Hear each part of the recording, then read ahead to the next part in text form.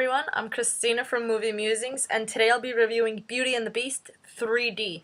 It's supposed to be released next week, but it's kind of a treat because Movie Musings is going to see this movie earlier than most fans.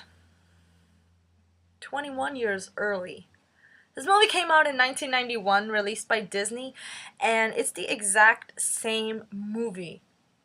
I don't know why they're doing this. It's the exact same movie in 3D.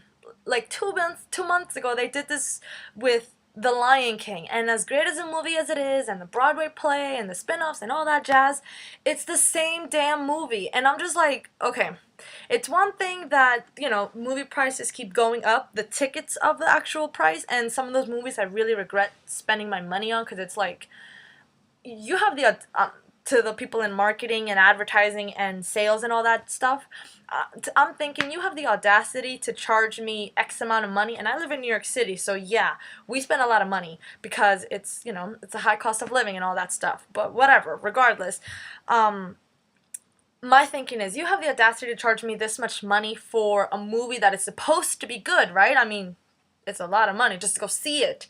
And then I walk out of there thinking I will never get that hour and a half back of my life. And even if I got my money back, I'd be pissed because I sat through that movie. And I won't get that back. It's just not worth it. And Beauty and the Beast. Now, I really like this movie. In fact, I actually own it. I got a copy of it, and I watch it every now and then. And this is even before I found out that Beauty and the Beast was getting released this January in 3D. I'm thinking, alright, it's Disney. They usually produce good movies. If you didn't see it as a kid, because you're not of that generation, you probably saw it later since it's available on DVD and I don't know if it's available in cassette anymore. It's probably not because that's obsolete technology, but if you haven't seen it on Netflix or you don't own it or you didn't see it when it came out, whatever, chances are you've probably seen it at one point or another, and it's like, even if you haven't, like, you were born, I don't know, 5 years ago, and you were probably the audience intended to go see it now, why 3D? This isn't like some action-packed Terminator movie or Avatar, which actually was good in 3D, it really popped the colors, but that's not what this review is about. It's not even a review, it's a rant. Sorry. Why the hell does it have to be in 3D? Oh my god, this is Beauty and the Beast. It's not... First of all, 3D gives me a headache. Second of all, they charge more money, and most of the time it's not even worth it. No offense to Justin Bieber, I have nothing against him, but his documentary movie had no business being in 3D. I don't go see concerts in 3D. Why would I go see a movie about a concert in 3D? I mean, like, even as diehard fans, I'm sure someone complained, because it's like, this is just a blatant, in your face, I'm gonna get your money, and I'm just gonna pretend that we value you as a customer, but it's like, you're feeding me garbage, it's like, whether it's Beauty and the Beast or Justin Bieber or whatever, it's like, certain stuff doesn't need to be in 3D. Why even put it in such a format?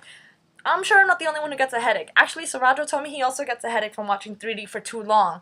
And a movie like this that already came out 21 freaking years ago does not need to be released and in 3D of all things. It's like, what is the point? Please tell me this. And if you agree, disagree, whatever, let me know. Also, do you like 3D movies? Is there a purpose to one such as Beauty and the Beast? As great as a movie as it is, what's next? Are we going to see like Mulan in 3D? Great movie also, but I do not need to see it in 3D. I do not need to see it re-released. Come on, man. It's like available on Netflix, and it's probably on ABC Family every now and then.